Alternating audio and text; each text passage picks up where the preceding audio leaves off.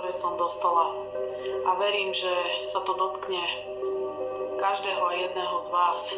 Budú tu dve skupiny ľudí, a to tí, ktorí sú pripravení, a tí, ktorí stále pripravení nie sú.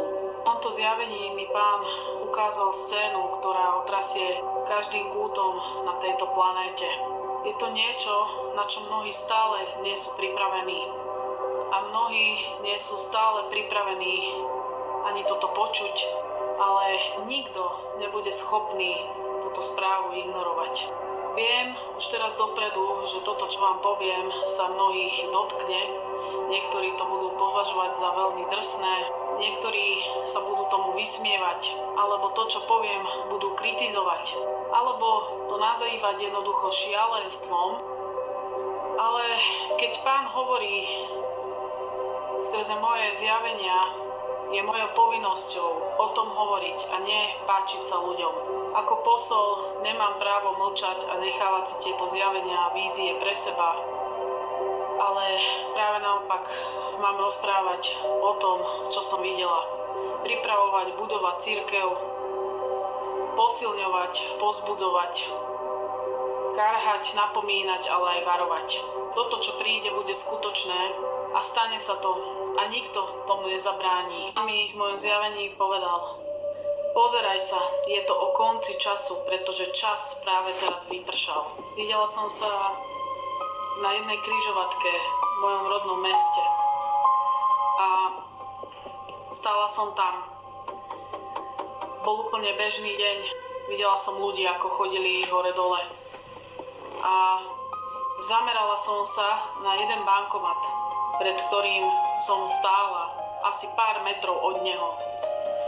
Bolo to tesne pri križovatke, kde sa rozdeľovala cesta. Jedna išla smerom na Tesco, jedna išla smerom na polikliniku, druhá smerom do centra mesta, tretia von z mesta. Keď som sa pozerala na tých ľudí, tak pokojne kráčali a prichádzali vlastne k bankomatu, pretože boli to pracujúci ľudia, ktorí si chceli vybrať peniaze zo svojich účtov. A keď som ich videla, tak prichádzali po jednom teda k tomu bankomatu. Prvý prišiel muž, ktorý vložil kartu a naťukal PIN kód a snažil sa vybrať peniaze. Zrazu mu tam zasvietilo červené a bolo tam napísané, že blokované. A on hovorí, že prečo? A to som započula.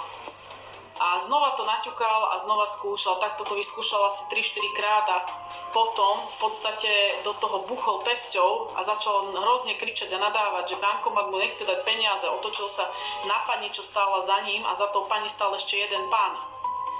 A ona, že ako je to možné? A on, že neviem, nechce mi dať bankomat moje peniaze, mám tam všetky úspory a vrátane moje výplaty. Tak ona povedala, že počkajte, skúsim ja. Tak išla ona. Keď naťukala PIN kód, znova je tam vyslo červeným blokované. A ona hovorí, to nie je možné. A pristúpil už aj ten ďalší človek, vložil tam kartu, znova naťukal PIN kód a jemu ukázalo červeným na červený displej a čiernym napísané blokované. Potom sa všetci na seba pozreli a začali strašne nadávať, lebo nevedeli a nechápali, čo sa deje. Začali kopať a búchať do toho bankomatu, veľmi vulgárne a škaredne nadávali a rozprávali. Nadávali na systém, nadávali na vládu, nadávali na všetko. Proste nevedeli si pomôcť, chytali sa za hlavu a úplne sa chovali ako šialenci. Potom som sa merala svoj zrak smerom na Tesco, ktoré bolo tiež kúsok odo mňa, a videla som, ako odtiaľ vychádzajú rozčúlení ľudia, lebo tam boli tiež bankomaty, boli tam 3 bankomaty a ľudia odtiaľ vychádzali a viem, že niektorí hádzali do tých sklenených dverí popolnicu, ktorá tam stála pre fajčiarov od nervov. Proste sa úplne zbláznili, ľudia chodili, kričali, nadávali, boli agresívni, strašne boli nahnevaní, nevedeli, čo sa deje. A kričali, že nemôžu dostať svoje peniaze, že sa nemôžu dostať svojim peniazom, že čo sa to deje, čo sa stalo, prečo nikto nemôže dostať svoje peniaze, čo teraz budeme robiť. Úplne boli zúfali, prepadli úplnému hnevu a do nejakej agónii sa dostali do agresie, ktorá v podstate vyústila veľmi veľké nepokoje v uliciach. V tom som videla znova vychádzať z Teska ľudí, ktorí chceli nakúpiť a nemohli zaplatiť. Tí nadávali, že si nemôžu kúpiť jedlo, že nemôžu kúpiť vodu, že nemôžu si nič kúpiť pre deti. A boli rozčúlení, pracovníci ich začali vytesňávať von z toho Teska, pretože jednoducho chceli zatvoriť dvere, lebo tam narastala veľká vlna agresie, hnevu a násilia. Ľudia sa začali so zamestnancami biť a chceli si ich z potraviny zobrať aj bez toho, aby zaplatili. Ďalší zase začali rozbíjať tie bankomaty, aby sa dostali k svojim peniazom, ale bohužiaľ sa im to nepodarilo. Tí ľudia začali behať krížom krážom po uliciach a ako som videla, ako prichádzajú k tomuto bankomatu, kde stáli títo traja ľudia, tak prišli ďalší ľudia a tí do mňa drgli a ja som sa iba tak pohla, ale oni ako keby ma ani nevnímali, nevideli, že tam stojím. Jednoducho niečo som zacítila, ale oni sa ani neotočili, lebo ma nevideli. Ja som tam stála prenesená v duchu a v duchu som toto všetko sledovala a pozorovala a ja som začala kričať: ľudia, spamätajte sa, čo sa s vami stalo? Čo sa s vami deje? Chovate sa ako šialenci. Ste zošaleli, čo sa s vami deje? V tom som sa zamerala na druhú stranu tej križovatky a tam boli rodinné domy smerom už von z toho mesta.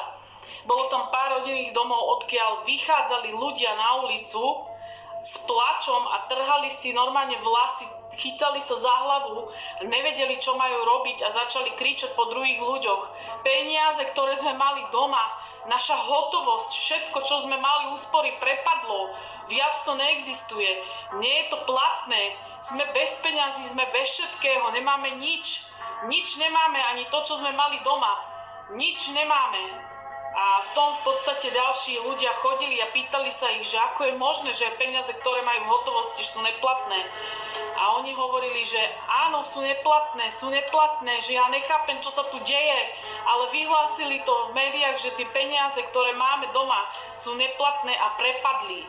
Tí peniaze ako hotovosť skončili, nejsú funkčné, nejsú k ničomu, môžeme ich zapáliť. A tí ďalší zase sa pripájali k debate a debatovali, diskutovali medzi sebou a rozprávali sa o tom, že čo budú robiť, že to nie je normálne, aby toto vláda pripustila, aby toto sa stalo.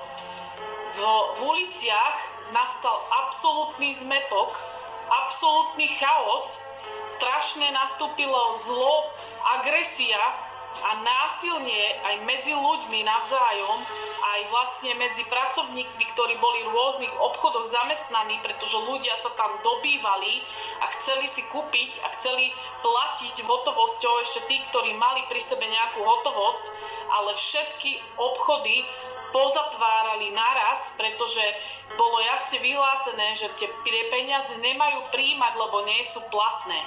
Ja som kričala stále na nich: ľudia, čo sa s vami deje? Čo ste sa zblázili? Čo ste zošalili? A v tom som započula z neba, bol to jasný hromový hlas z neba, ktorý na mňa zakričal a hovoril trikrát to isté: digitálne euro, digitálne euro, digitálne euro prišlo. A v tom v podstate som sa otočila a hovorím si, kto to povedal? A som sa pozrela hore do nebies a videla som jasný lúč a z toho vychádzali tie slova, ktoré toto rozprávali, že na svet prišlo nová mena, digitálne euro, ktorá vypla úplne všetky bankomaty a nastal náhly kolaps ekonomický. Ľudia, ktorí mali v trezoroch peniaze, prišli o hotovosť, prišli o všetko, pretože hotovosť zmizla. Tí peniaze nemali žiadnu hodnotu. Ľuďom v bankomatoch boli zablokované účty a nemohli sa dostať pre svoje peniaze. Nikto nemal peniaze, absolútne nikto. V tom sa mi ten sen skončil. Priatelia, ja verím, že obchody boli úplne zablokované. Bankomaty nefungovali, tá atmosféra bola veľmi napätá a vo chvíli sa naozaj zmenila. Bolo to ako keby svet dostal rovnaký rozkaz v rovnakom čase uzamknúť všetky obchody a všetky bankomaty. Peniaze, ktoré mali ľudia na svojich účtoch, boli v okamihu veľmi náhle a rýchlo blokované. Ich účty boli blokované a taktiež obchody, v ktorých ľudia nemohli zaplatiť. Toto, čo som videla, bude veľmi rýchle a veľmi náhle. Bez akéhokoľvek varovania v priebehu dňa vám zaniknú všetky peniaze, celá hotovosť. Účty vám zablokujú, hotovosť náhle zmizne a veľmi rýchlo ju nahradí digitálne euro.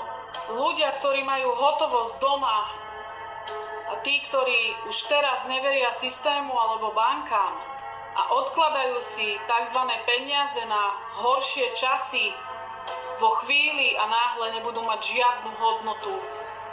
Stratili hodnotu a tie peniaze sú úplne bezpredmetné. Môžete ich vyhodiť, lebo náhle príde iná mena, ktorá ju nahradí, a to kontrolovaným digitálnym eurom. Priatelia, verím, že tento odkaz, ktorý nám dal Pán Ježiš Kristus, je varovaním pre nás všetkých, aby sme stále boli bdelí a pripravení na to, čo prichádza. Tento hromový hlas, ktorý som počula ako prenesený v lúči z neba, ktorý hovoril priamo ku mne, v celkovej tej scéne, ktorá sa na tej ulici odohrávala, na tej križovatke, tak tento hromový hlas z neba je vždy hlasom najvyššieho súdu alebo pravdy, ktorú nie je možné ignorovať v týchto posledných časoch. Trikrát opakovaný hlas, ktorý mi zaznel v mojom zjavení, má význam nezvratného faktu alebo proroctva, ktoré sa naplní. Tento svet sa zrazom zmení a staré systémy tzv. Istôt, ktorých teraz máte, hotovosť v trezoroch alebo v bankomatoch, ktoré vám vydávali vašu hotovosť, papierové peniaze, náhle zaniknú. Hlas z neba, ktorý ku mne hovoril, že digitálne euro prišlo, je realitou, ktorá sa v súčasnosti v Európe deje. V Európe sa totižto intenzívne pripravuje a pracuje a testuje projekt digitálneho eura pod hlavičkou Európskej centrálnej banky. Ľudia, ktorí v mojom zjavení zažívali náhle prekvapenie a tá agresia davu, ktorá vyvrcholila tým, že v podstate im zanikla hotovosť, a to, že ten chaos prišiel absolútne nečakane, ukazuje na to, ako ľudstvo ignoruje varovné signály, kým nie je úplne neskoro. Títo ľudia v mojom zjavení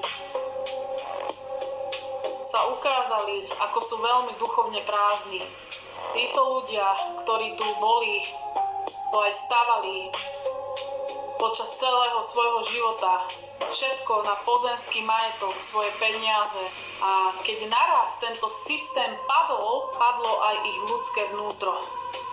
Toto zjavenie nás ale varuje a ukazuje nám dva odlišné typy ľudí. Tí prví sú davy ľudí, ktoré som videla behať ako šialených po uliciach, keď zmizla ich hotovosť z účtov, z trezorov, hociako, dokonca aj tých, ktorí si chceli niečo kúpiť a nemohli. Títo ľudia prepadli agresii, hnevu, násiliu a úplnej panike, pretože ich život stál len na peniazoch, ktoré im však tento systém úplne v sekunde vzal. A potom sú tu ľudia so stavom ducha, ktorí sú pripravení sa vzdať všetkých peňazí, majetkov, všetkého a zamerať sa len na Pána Ježiša Krista. Viete, už len to, že som stála uprostred toho blázinca, tak to poviem, toho šialenstva, ktoré tam vypuklo, tej paniky a zmätku, úplného chaosu až do úplnej agresie, kde to prerástlo. A mne sa absolútne nič nestalo a dokonca som sa ani nijako nezapájala do nejakého hľadania peňazí. Je jasný fakt toho, že v skutočnosti som tam nebola, ani nestála, bola som tam prenesená len duchom, pretože predtým, než prišiel tento ekonomický kolaps, tak to poviem, a digitálne euro. Ježišova cirkev bola vytrhnutá do neba za Pánom Ježišom Kristom. To znamená, že tento systém na mňa, ale aj na ostatných, ktorí sú pripravení, nemal už absolútne žiadny dosah. Ani to, čo sa dialo v podstate v tých uliciach.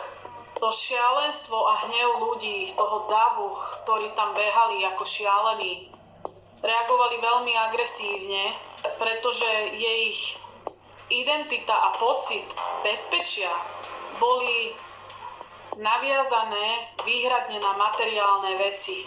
Ako náhle prišli títo ľudia o peniaze, v tom momente stratili ľudskosť a prepuklo to do absolútneho šialenstva a obrovského násilia na uliciach.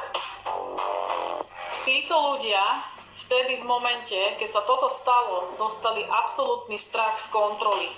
Náhle zablokovanie účtov a absolútne žiadny výber z bankomatov. Vyradenie pokladníc v obchodoch, kedy si nemôžete nič kúpiť, je jasným faktom, že je to symbol prechodu na čisto digitálnu spoločnosť, ktorá z týchto ľudí urobí ekonomických väzňov. V podstate, ak systém vtedy vypne gombík, človek zostane úplne bezmocný a odkázaný len na systém. Viete, ale toto všetko nám opisuje Zjavenie 13. Znamenie šelmy versus digitálna mena. Ako to spolu súvisí? No úplne jednoducho. Preto som aj toto zjavenie dostala ako potvrdenie vám všetkým, ktorí dávno toto už viete, že europoslanci toto začali zavádzať a už sú v plnom rozbehu. To, že ľuďom nebolo dovolené kupovať, predávať ani vyberať si svoju hotovosť, ktorá zanikla, nebolo možné absolútne nikde už platiť, je priamym odkazom práve na Zjavenie 13, kde sa presne opisuje táto situácia, že nikto nebude môcť predávať ani kupovať, keď nebude mať znak toho nového systému. My všetci, ktorí čakáme na vytrhnutie, na príchod Pána Ježiša Krista v oblakoch, musíme mať veľmi veľkú duchovnú citlivosť. Varovania totižto, ktoré aj ja teraz k vám prinášam a prichádzajú k ľuďom skrze moje zjavenia na budovanie cirkvi, prichádzajú len tým ľuďom, ktoré majú otvorené vnútro počúvať, aby neboli zasiahnutí touto slepotou tohto sveta.